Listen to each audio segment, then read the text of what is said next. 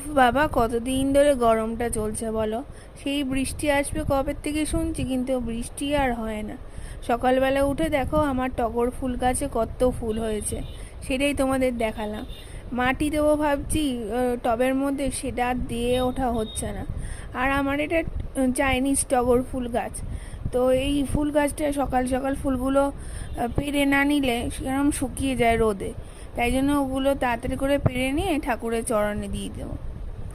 আজকে বর বাজার থেকে কত বাজার করেছে দেখো। এখানে শাক পাতা আছে, সবজি আছে, এখানে হিমসাগর আম আছে, আর মাছ নিয়ে এসে আমি মাছগুলো ধুচ্ছিলাম। আর আজকে রান্না হবে চিকেন।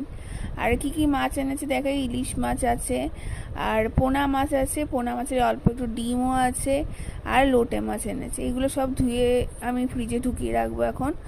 আর চলো দেখতে দেখতে লাঞ্চ টাইম হয়ে গেল। আজকে লাঞ্চে আছে উচ্ছে আলু সেদ্ধ। আমার উচ্ছে আলু সেদ্ধ খেতে খুব ভালো লাগে। আর পাতলা করে চিকেনের ঝোল। এই হচ্ছে আজকে দুপুরের খাবার দাবার।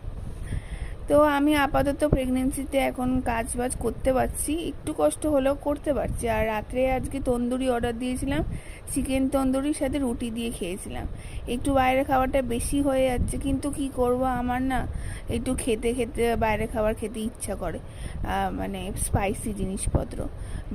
বাড়ির খাবার তো খাচ্ছি, তার সাথে এগুলো ভালো লাগে, কি আর করা যাবে।